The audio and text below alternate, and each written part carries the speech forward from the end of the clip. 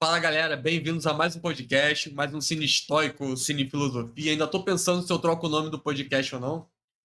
E hoje a gente vai falar de um filme que eu assisti semana passada. A gente ia conversar, na verdade, sobre outro filme hoje, só que eu pedi pro Chico pra gente furar a fila, porque esse filme não saiu da minha cabeça. Eu queria, já conversei bastante com a Mari, né, com a senhora à noite, sobre ele. Eu quero conversar agora com vocês, Chico, sobre esse filme. E depois de assistir, eu acho que eu botei ele ali no top 3, top 2 do ano passado, por mais que a gente tenha assistido esse ano. Eu tô falando de Dias Perfeitos, Perfect Days em inglês. É um filme japonês com um diretor, se não me engano, alemão ou dinamarquês. Ele é o diretor, inclusive, de Paris, Texas, que é um filme bastante conhecido, da década de 80, se eu não me engano.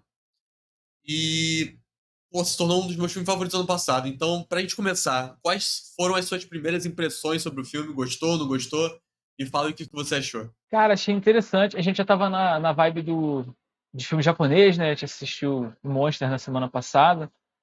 E achei legal o início do filme. Acho que demorou quase 30 minutos até acontecer o primeiro diálogo, né? E eu me identifiquei bastante com os fins de semana que eu passo aqui.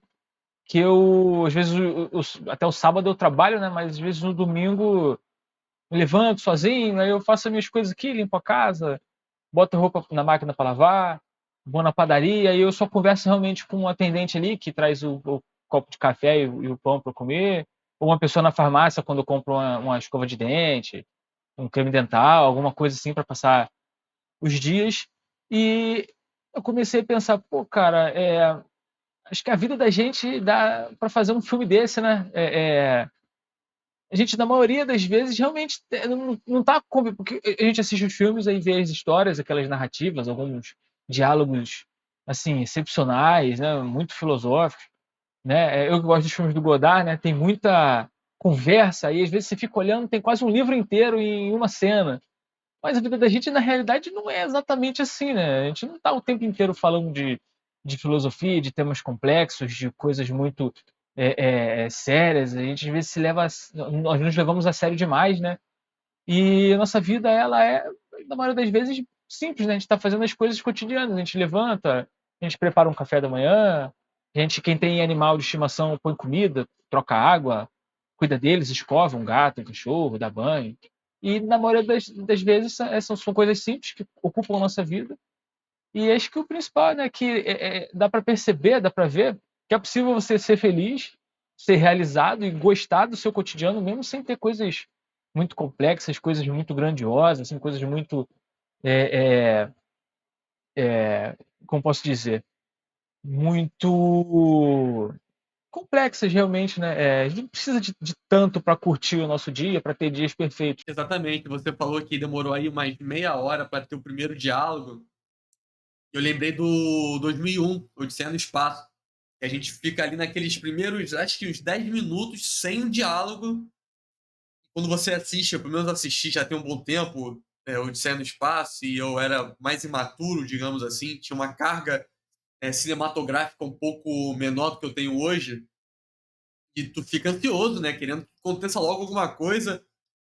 Nesse filme não, eu fui contemplando, eu fui curtindo, mas tiveram alguns tópicos que surgiram para mim um pouco mais evidentes. Dois deles que é o que eu quero conversar com você hoje aqui. O primeiro, que é essas pequenas coisas, aproveitar a vida nessas pequenas coisas. Na verdade, são três tópicos. Dar o seu melhor. Você vê que ele é um cara que tá limpando banheiros. A gente acabou não dando a sinopse. A gente já pulou direto aqui para falar as nossas primeiras impressões. Mas a pequena sinopse é o seguinte: a gente acompanha o Hirayama, que é um senhor, deve estar ali na casa dos seus 50 anos, e ele limpa banheiros públicos do Japão. Claramente é muito mais fácil ele limpar banheiro público no Japão do que na central do Brasil, né? Mas isso não diminui o trabalho dele, que é de extrema importância. É um cara que dá o seu melhor. Então, o primeiro tópico que eu vou querer conversar com você é sobre isso, sobre dar o seu melhor, independente do seu trabalho. Ali ele está num trabalho que muita gente estaria insatisfeita.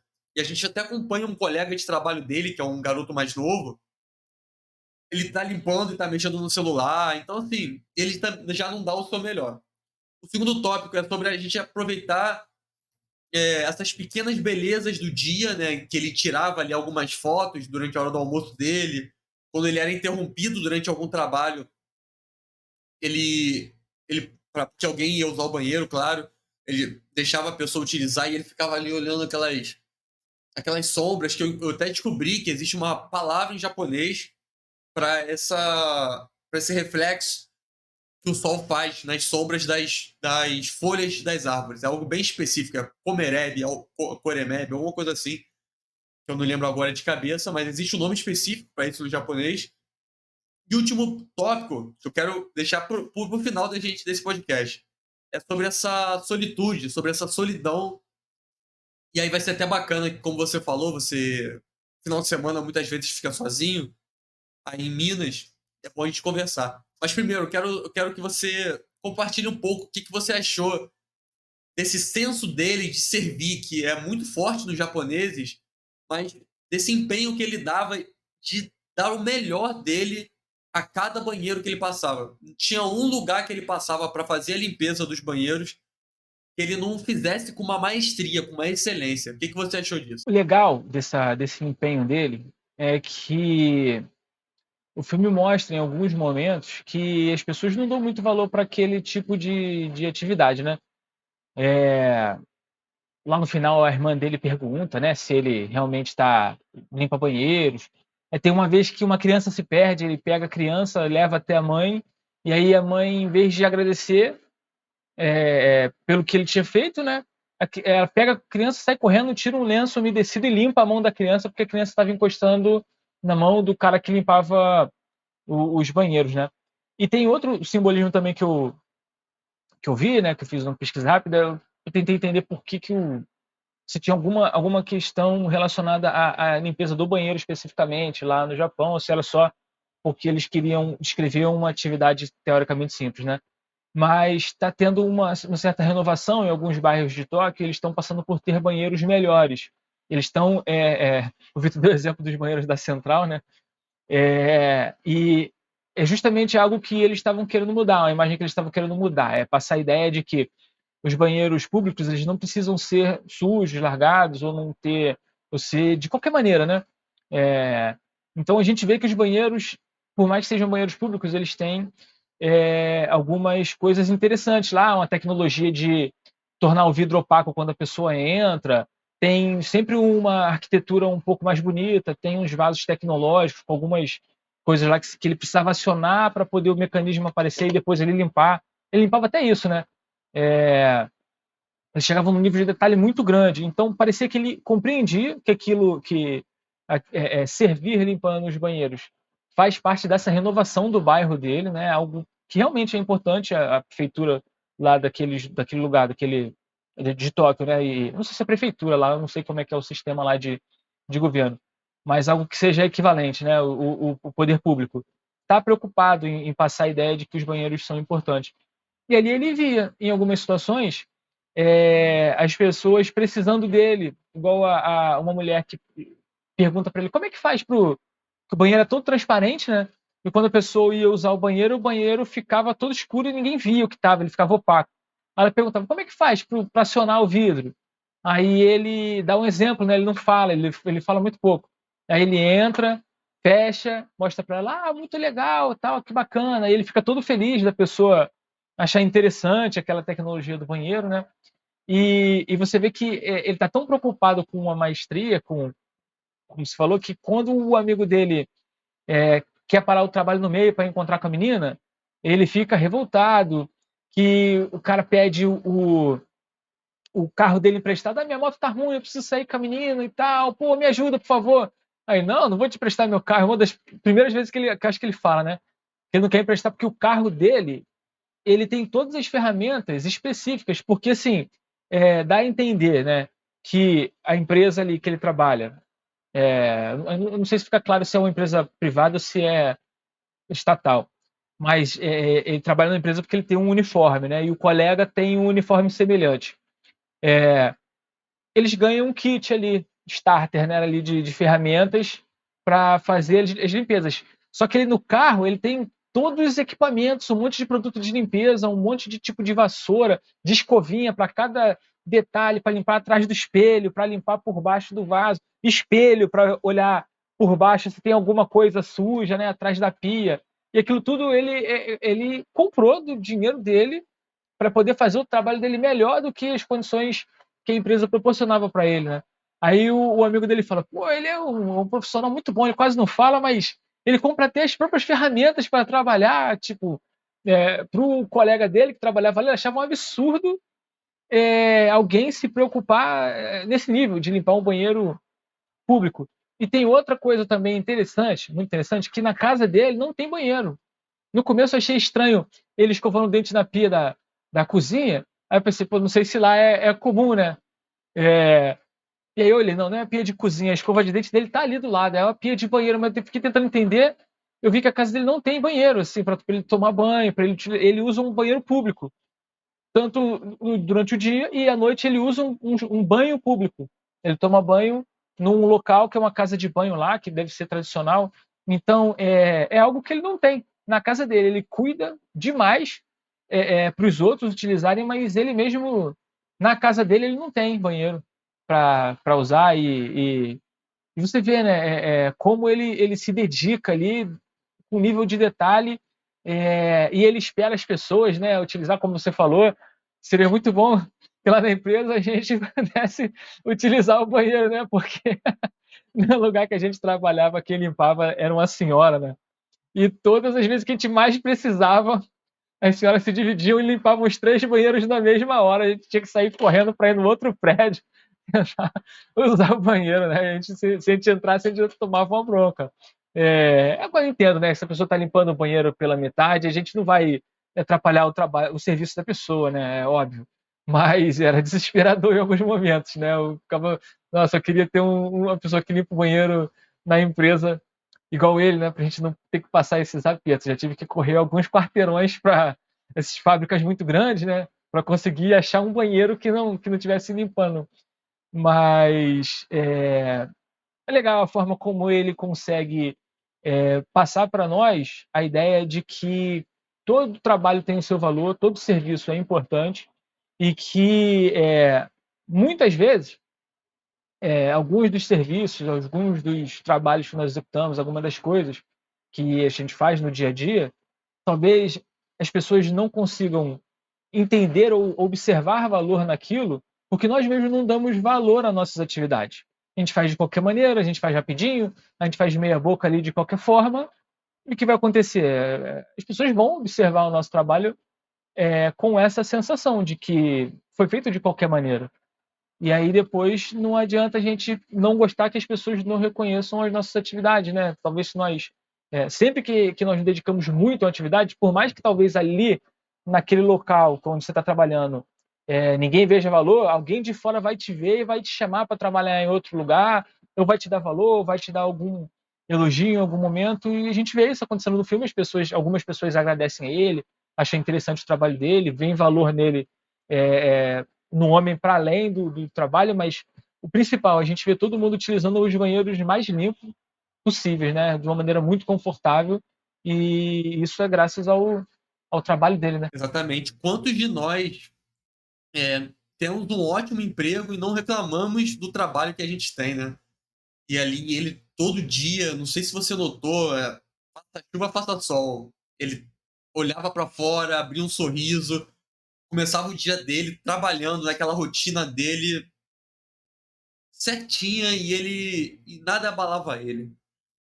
Algo abalou, na minha opinião, mas a gente vai conversar mais no final. Mas voltando ao que você também comentou da renovação dos banheiros. Acho que a prefeitura lá mesmo do Japão ia fazer um documentário, chamou esse diretor para fazer um documentário, que acabou virando um filme, que é esse filme que a gente está comentando agora. E eu achei incrível também aquela tecnologia lá. A pessoa entrava, quando ela trancava, porque o vidro era transparente. Então, se não tivesse ninguém, você enxergava dentro, você conseguia ver que estava desocupado. Quando você entrava e trancava o banheiro, o vidro ficava opaco, cara. Eu achei essa tecnologia incrível. E você via realmente esse esforço ali do poder público do Japão para renovar os banheiros lá e ele dando o melhor dele. Mas indo agora pro segundo tópico que eu quero abordar hoje, nessa nossa conversa, é sobre como ele aproveitava essas pequenas coisas e como às vezes a gente, nessa correria do nosso dia a dia, a gente não consegue aproveitar. Eu lembro que a gente já conversou bastante sobre isso, porque eu sou um cara, quando tá ali no ônibus ou na van, né, que a empresa que eu trabalho hoje tem uma van que busca e leva e busca a gente do trabalho, e eu vou lendo ou eu vou escutando um podcast, nessa mentalidade. Já foi mais de produtividade, hoje é mais eu absorver ali um conteúdo, de aprender alguma coisa, mas a gente nessa correria do dia a dia, às vezes a gente não para, na verdade, para olhar para a janela e apreciar alguma coisa. Tudo bem que eu pego a Avenida Brasil, não tem muito que, não tem muito o que eu apreciar nessa Avenida Brasil, né? Mas às vezes é bom a gente passando por um lugar mais belo, ou se a gente estiver num campo aberto, como ele faz, parar para observar a natureza, a gente conseguir aproveitar essas pequenas coisas do nosso dia a dia, às vezes olhar um pouco menos para o celular, que a gente é muito viciado. E você sempre foi um cara que me falou muito isso, cara. Que às vezes botava o seu fone e ficava olhando para a janela do ônibus e ficava ali escutando uma música, mas. Ou até desligava a música e prestava atenção em umas conversas e aproveitando essas pequenas coisas do dia. Algo que o Hirayama, que é o personagem do filme, ele faz bastante. Ele vai pro trabalho, ele tem lá o carrinho dele, como você falou, né? Cheio de equipamento que ele mesmo comprou. E ele bota lá as fitas cassete dele, ele nem sabe que é o Spotify, porque chega um momento que a sobrinha dele aparece e ela fala: Ah, essa música aí tá no Spotify. E ele falou: Onde é essa loja? Aí ela ri e tal. Não, não é uma loja, é um aplicativo de celular. Então ainda é bastante analógico. Quando ele tá lá no almoço dele, ele vai tirar umas fotos desses comerebs. Eu esqueci, deixa eu pesquisar aqui agora.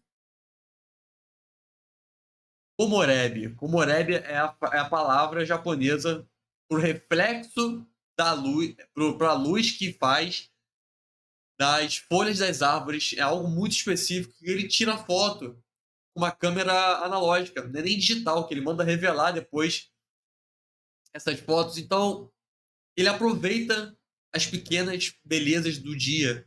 Marco Aurélio falava isso, tem uma passagem de Meditações que ele fala para a gente apreciar a beleza da natureza.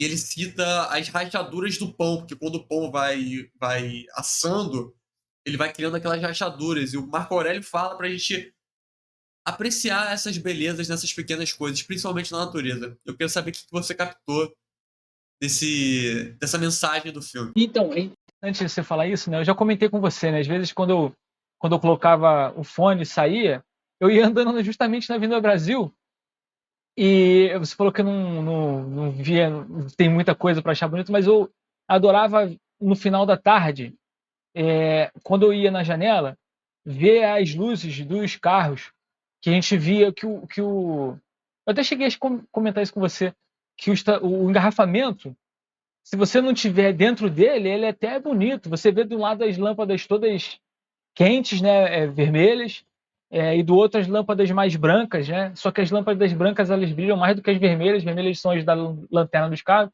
e as brancas são as mais do farol, né? A gente fica vendo um monte de gente passando. Às vezes eu ficava com a cabeça encostada assim no vidro, aí chovia, aí batia um pouco de chuva no rosto, aí via aquelas gotas escorrendo. Aí, às vezes, a gente passava na Brasil, se você for no sentido Campo Grande, né? Quem tá indo para a Zona Oeste, a gente passa ali a Zona Norte todinha. Aí a gente tem um momento que a gente tá bem no alto. Aí a gente consegue ver lá embaixo, lá o Acari, fazendo Botafogo. Eu fico vendo milhares de pessoas assim, indo, voltando, fazendo entrega de moto, andando de táxi, descendo de ônibus, indo no hospital. Eu fico pensando, pô, tem um hospital grande em Acari, né? Eu fico pensando, será que aquela pessoa deve estar passando uma angústia, um problema, está indo visitar alguém, ou nasceu uma criança e eles vão levar dali a mãe botar na ambulância e levar para uma maternidade? Será que está chegando alguém, que está indo alguém? E ele faz isso, né, com a naturalidade. Ele levanta de manhã cedo, ele vai molhar as plantinhas dele, Aí depois ele coloca roupa, pega a moedinha dele, compra uma latinha de refrigerante, ele vai tomando aquilo ali com a felicidade danada, bota música e ele vai. E você vê o valor que ele percebe nas coisas não está necessariamente ligada ao valor monetário, financeiro que cada coisa representa. Porque ele tinha aquelas fitas dele lá, que parecia que era coisa simples do passado, mas o amigo dele falou: pô, isso aqui é raridade, eu vou levar você numa loja lá. E o cara queria oferecer dinheiro pra caramba pra ele. Ah, eu te pago não sei quanto nessa fita, você quer? Aí ele falou: não, me dá minhas fitas embora, elas têm um valor diferente. Para mim, ele não estava ligando para o valor financeiro daquelas coisas, porque ele tinha uma vida muito simples, ele não precisava de muita coisa. Dá para ver que ele não tinha receio em viver a vida dele, porque a casa dele era muito organizada, acho a casa até bonita, eu moraria tranquilamente naquela casa dele lá, né? Se tivesse banheiro. E é, ele conseguia completar a vida dele, o principal, ele estava sempre sóbrio, né? Por vezes, quando a gente fica sozinho aqui, eu principalmente, às vezes a gente bebe um pouco, né? Sai um pouco de si. Ele não precisava dessas coisas para fazer o tempo passar. Ele não queria fazer o tempo passar, a realidade é essa, né? Ele gostava de aproveitar cada momento. Dá para a gente ver, né? O dia nascer e o fim do dia, todos os dias ali junto com ele, né? O momento que ele acordava até o momento que ele ia dormir, ele aproveitava cada minuto da vida dele. Então, isso eu acho interessante. Ele comprava o livro, conversava com a moça que vendia o livro para ele estava sempre com um sorriso ali enquanto ele estava lendo. Ele tinha as luzes para os momentos, né? Tem a luz mais alta, ia ficando mais tarde, ele acendia o abajur, deitava, ficava ali quietinho. E ele mantinha a rotina dele, né, com muita facilidade. A gente via que ele fazia aquilo com muita facilidade. Ele acordava, olhava para o céu, estava chovendo, ele ficava feliz que estava chovendo, esticava a mão, estava o dia clareando, ele estava feliz. E as músicas também vão contando as coisas que estão acontecendo, né? A letra das músicas, ele vai quieto, mas a música vai narrando os sentimentos dele, né? E a gente consegue observar que muitos de nós, eu principalmente, sou um quebrador de rotina, assim, de disciplina assim com muita facilidade, né? Qualquer coisa eu estouro as coisas que eu estou fazendo. Mas é curioso que assim, as minhas leituras elas nunca param. Os vídeos que eu gosto de assistir eu não deixo nunca de fazer. Os jogos que eu tenho, por mais que às vezes eu passe uma semana inteira sem jogar, pelo menos uma vez no sábado, no finalzinho do dia ou no domingo pela manhã, eu estou jogando. Então será que a gente não tem disciplina ou será que nós criamos para nós uma rotina tão insuportável que a gente não gosta das coisas, a gente não sabe por que está fazendo aquilo ali, e aí realmente fica impossível de você cumprir com tarefas, com metas que você estabelece para você, que você odeia aquelas metas, né? Por que você colocou aquilo na sua vida? Ah, eu vou fazer regime e você bota uma dieta extremamente restritiva logo de começo. Você não vai conseguir levar aquela dieta até o final. Ah, eu vou fazer exercício 7 dias por semana. Você não fez nenhum, você vai aguentar fazer aquilo ali? Ah, a partir de agora eu só vou comer coisa natural. Você às vezes não tem nem onde comprar 100% coisa orgânica. É impossível você manter esse tipo de rotina, né? Então, o quão significativa é a sua rotina, são suas metas, suas tarefas, quão prazeroso é o seu dia a dia, para que você cumpra ele, né, sem que falhar nenhum dia. Você precisa amar a sua rotina, senão fica quase impossível de você fazer isso, né? Exatamente. Você falou isso, cara, e sempre me vem à cabeça, quando eu vejo alguém insatisfeito com a rotina dela, me vem à cabeça A Morte de Ivan Ilitch, que é um livro clássico do Tolstói. Lembrei até da piada agora, que bota assim, perguntaram pro... Aí tem variações, né? Tem quem sacaneia o Bolsonaro, tem quem sacaneia o Lula. Aí botaram assim, já leu Tolstói? Aí ele, não, viu o filme. Aí bota a imagem do Toy Story. Mas esse livro é incrível, cara, porque a gente sabe, a gente sabe que é a morte do Ivan Ilitch. A gente sabe que ele começa já no velório dele, e na verdade é ele no leito de morte, não lembro agora o certo, mas é ele revendo toda a vida dele. E no final da vida ele se arrependendo da vida que ele viveu. E a gente não pode, cara, chegar no final da nossa vida e se arrepender dela. E aí eu vou fazer um gancho agora para esse último tópico que eu quero tocar, porque ele parece durante o filme todo um cara muito em paz com a rotina dele, muito feliz. Só que chega um momento que aparece a sobrinha dele na casa dele. E a rotina dele sai dos eixos. Ele tem que se adaptar para a nova rotina da sobrinha dele, que passou ali uns 2, 3 dias com ele. Ele até fala sobre aproveitar o momento, porque ele fala. Ela pergunta, ela pede alguma coisa a ele, ele fala depois. Ah, quando é depois? Ah, não importa muito. O agora é agora e o depois é depois. Aproveita o agora, o depois. Quando chegar, a gente aproveita, porque vai ser o agora futuro. E ele tá muito sempre feliz, cara. Sempre muito feliz, de boa com a vida dele. Ele vai no mesmo restaurante todo dia. Parece que no final de semana ele vai num restaurante um pouco mais arrumadinho, que tem ali uma moça que ele parece que tem um carinho um pouco maior por ela. Só que eu não tiro da minha cabeça a cena final. Eu não sei se você notou. Porque na cena final dá um close no rosto dele e ele tá chorando com os olhos, só que com a boca ele tá sorrindo. A Mari entendeu que ele tá feliz.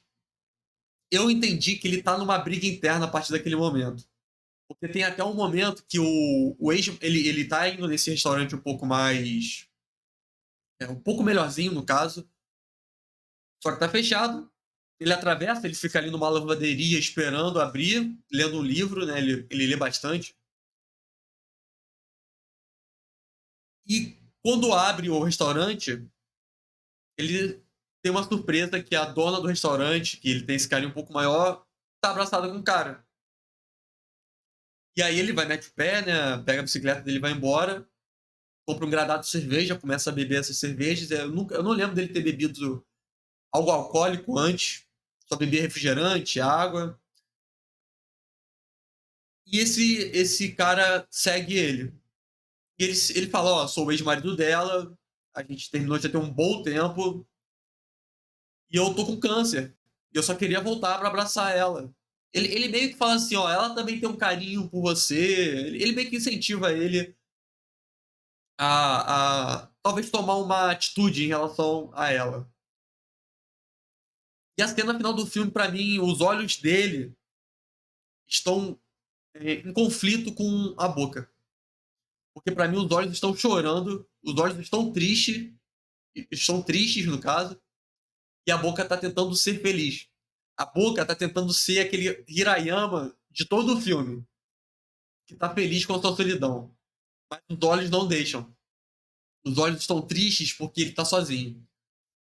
E até agora, trazendo um pouco de estoicismo em relação a isso, a gente tem que a nossa natureza humana, além da racionalidade, é a nossa capacidade de ser sociável. Já falei isso aqui em diversos podcasts, falo no Instagram, falo lá no outro canal do YouTube. E eu acho que bateu essa tristeza nele, de estar sozinho.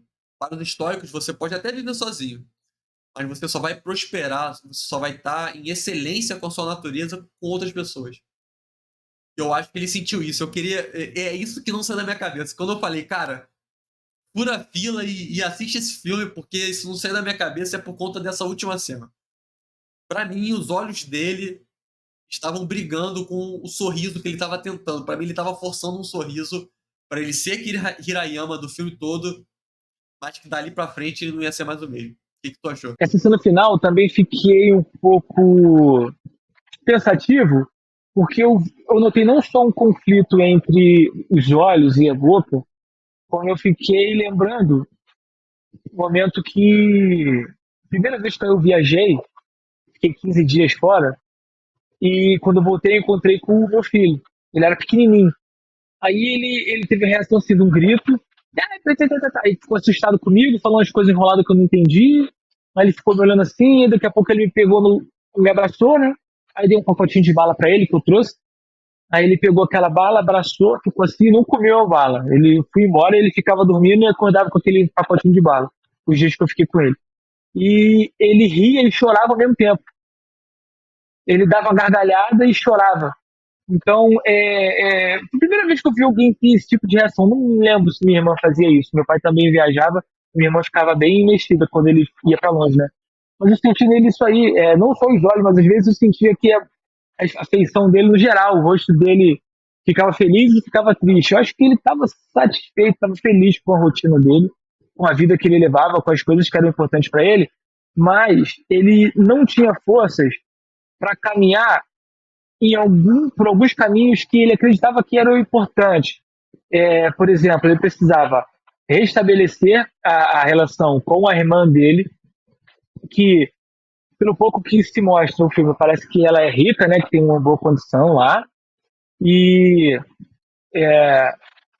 o tempo que ele está conversando com a sobrinha dá a entender eu fiquei pensando assim, pô, a irmã dele deve ser meio soberba, deve tratar ele mal, deve tratar ela mal, mas quando ela aparece, ela não parece maltratá-lo muito, né? Ela faz essa analogia ali, analogia não, essa crítica a ele, descobrir se ele estava realmente lavando banheiros, né?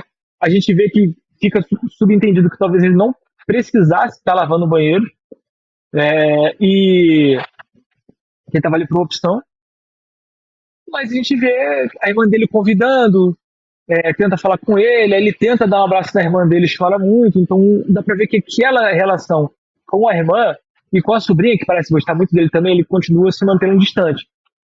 E ele também não tem forças de falar com a mulher que ele gosta, né, de avançar. Ele teve muito mais franqueza de depois ficar brincando com o ex-marido dela, ele percebeu que o cara tava mal, que o cara ia morrer mesmo, né, e tentou mostrar pra ele o significado das sombras, como aquilo funciona, brincou com o cara ali, voltou para casa, fez as coisas dele. Então, aquela coisa, ele talvez escolheu a vida que traz para ele uma grande satisfação no dia a dia, mas ela não é 100% perfeita, né? Não são todos os dias que são tão perfeitos assim. Talvez tenha algumas coisas que ele ainda precisa consertar e ele não tem forças para aquilo ali. A gente vê que ele tem uma grande organização, a casa dele é arrumadinha. Até as fotos que ele tira ao longo da semana, ele seleciona as que são boas e as que são ruins, depois ele cataloga todas elas. Mas a vida dele ainda está faltando alguma coisa. Talvez seja isso, reatar com a irmã dele, estar mais próximo da sobrinha. A sobrinha ama o tio. E quando ela chega e fala, nossa, como você tá grande, ele fica até desconcertado de ficar perto dela, uma hora que ela tira a camisa para se trocar, ele sai correndo. Ou seja, ele não viu a sobrinha crescendo, mesmo a sobrinha gostando muito dele. Ele se assustou com a aparência atual da sobrinha. E com a irmã, ele se esforçou para abraçar a irmã, né? E depois ele teve aquela catarse, aquele choro. Então, talvez seja isso, sabe? Por mais que ele consiga ser ali excelente na maior parte da vida dele, tem coisas que ele não consegue ainda atingir. Tem momentos, situações que ele gostaria de controlar que ele ainda não consegue alçar a mão. E pelo que eu entendi, são coisas que ele poderia fazer. Não é aquela coisa assim que está fora do controle dele. Ele pode ir lá e conversar com a irmã, né? Aí a reação da irmã é outra coisa. Mas ele falou, não, nós vivemos em um mundo totalmente diferente e é impossível que a gente consiga coexistir. Ele diz que o mundo tem muitos mundos, alguns se tocam e outros não podem existir simultaneamente. E ele diz, o mundo da sua mãe e o meu são muito diferentes. E a sobrinha fala, né, meu sonho sempre ir morar com você. Ou seja, ela queria sair de lá do luxo que ela tá com a mãe dele para viver com o tio. E mesmo assim, primeira oportunidade que teve, parece que ele não, vai embora lá, vai com a tua mãe. Porque ela estava atrapalhando a rotina dele. Ele gostava dela estar ali, mas ela estava atrapalhando a rotina dele. Ele ficava incomodado que ele tinha que ir na ponta do pé para molhar a planta de madrugada. Depois ela pediu para limpar o banheiro, ele tentou ensinar ela ali, ela não limpou muito bem. Então mas que ele gostava dela, ele não queria atrapalhar a rotina. Eu entendi que ele estava vendo esse tipo de conflito, sabe? E acaba que talvez ele esteja sozinho, justamente por isso, porque ele não quer ninguém interferindo nas rotinas dele. Toda vez que chega alguém e corta o dia a dia dele, ele fica incomodado. Esses momentos em que ele está incomodado. Então, essa solidão, né, barra solitude que ele tem, contrasta com a necessidade de ter alguém. Mas as pessoas que aparecem, ele se incomoda com aquelas quebras de rotina, aquelas quebras dos procedimentos, dos protocolos. Ele tem uma vida muito ritualizada, né? E dá pra ver que ele faz as coisas tudo igualzinho. A chave tá na ordem certa, o relógio fica ali na prateleira o tempo todo, ele só coloca o relógio nos fins de semana, que é para ele poder sair para passear, enquanto ele está trabalhando, não coloca o relógio no pulso. Ele deixa as moedas meio que contadas, mas ele sempre deixa uma moeda sobrando, ele nunca pega todas. Então, tudo que atrapalha esse ritual, ele repele. Então, talvez seja isso, o sorrir e o chorar, talvez seja relacionado com essa a realização na simplicidade da solitude e o desejo de ter algo a mais, de ter alguém, de fazer coisas diferentes, né? Não sei se você sacou dessa maneira também. Eu também, cara. Eu senti que ele tava solitário. No final de tudo, ele tava solitário e você comentou, né? Pô, talvez nossa vida dê um filme. Porque eu gosto muito desse tipo de filme. Anime, série, que é o Slice of Life, né? Que a gente acompanha um pedaço da vida de uma pessoa. Só que às vezes a gente quer acompanhar mais. Eu queria saber se ele ia conversar, ele ia criar coragem para conversar com a moça do restaurante, se ele ia criar coragem para aceitar alguém entrando na vida dele e adaptando a nova rotina que ele teria que ter. Só que a gente não tem essa mensagem. Né? A gente não tem, na verdade, essa acesso ao resto da história do Hirayama. A gente tem um aprendizado para nossa vida. Que a gente tem que se adaptar a outras pessoas na nossa vida. A gente nem sempre vai ter uma rotina perfeitinha.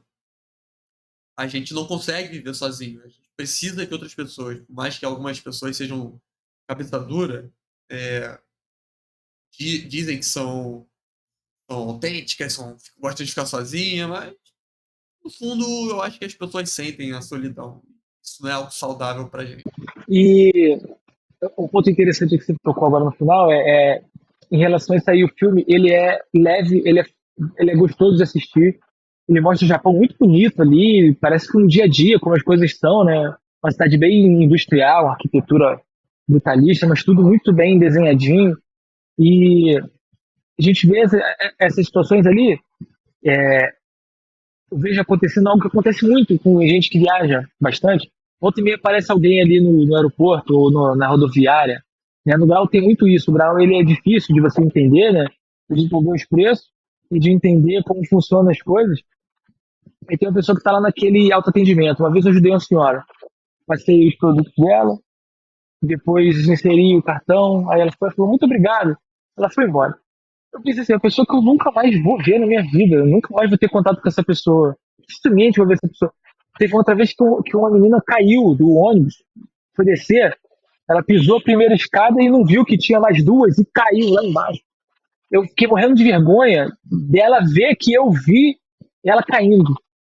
Então eu fiquei com o rosto vermelho, eu falei, poxa, se eu caísse no chão, eu nem queria nem ninguém para me levantar, eu queria que ninguém visse eu caindo no chão. E eu fiquei nisso, assim, constrangido, eu tentei ajudar. Depois, quando ela saiu, até me escondi para ela não ver que eu vi ela voltando. Né? Mas assim, eu nunca mais fui aquela pessoa, porque eu tava com vergonha de achar que. Eu me imaginei caindo.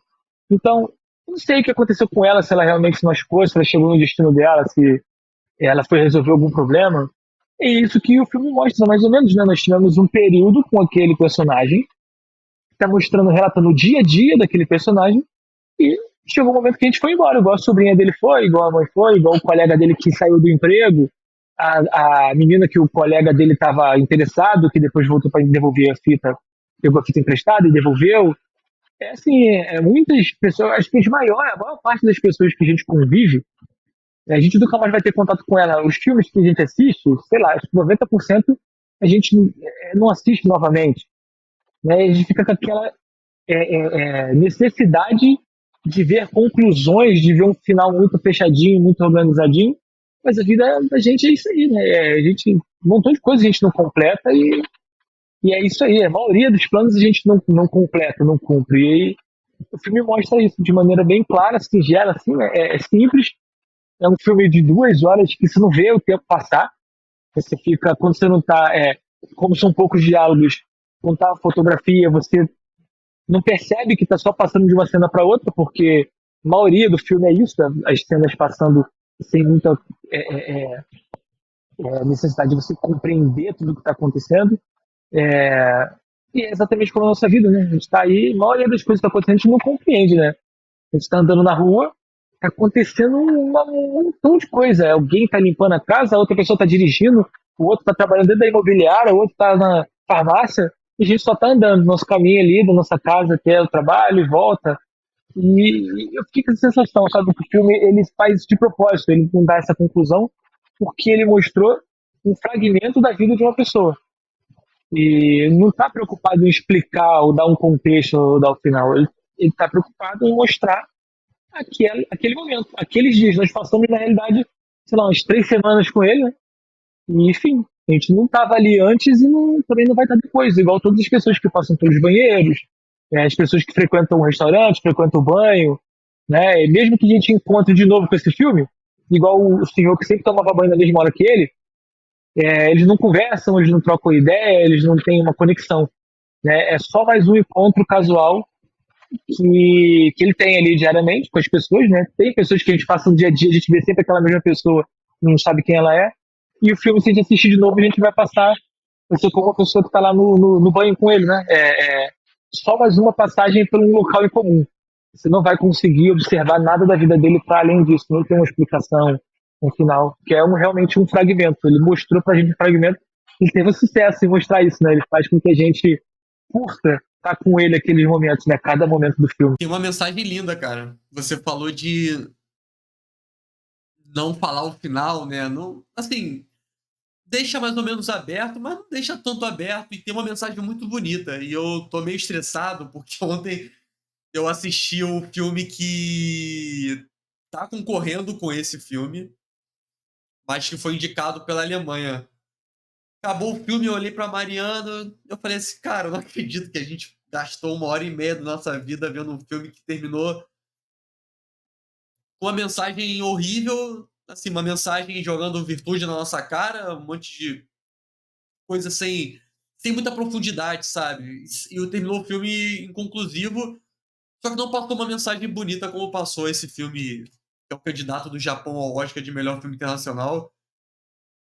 Disputa bem acirrada com o Monster que a gente comentou semana passada, cara. Mas, assim, por mim, entrava os dois como melhor filme internacional, mas gostei muito, cara. Eu tô doido agora pra ver um monte de filme antigo que eu tenho aqui pra assistir japonês, cara, porque o cinema deles é muito bom. Os atores são muito bons, cara. Pô, cara, o que esse cara fez aí nesse filme é espetacular, cara. Dá a impressão que você vai sair na rua e encontrar um cara igual ele. Fala, muito bom ator. É isso aí, pessoal. Espero que tenham gostado de mais um episódio. Vou te falar que eu acho que junto com o Monster foi um dos que eu mais gostei de fazer, cara. Hoje a gente mandou muito bem aí, na minha humilde opinião. Espero que vocês gostem. O filme está disponível nos cinemas. Você, se esforçar um pouquinho, você consegue encontrar ele na internet aí, dando uma de One Piece um pouquinho, você consegue encontrar. Mas está disponível nos cinemas. Assista porque é um filme espetacular e eu vejo vocês na próxima. Valeu, pessoal. Até a próxima.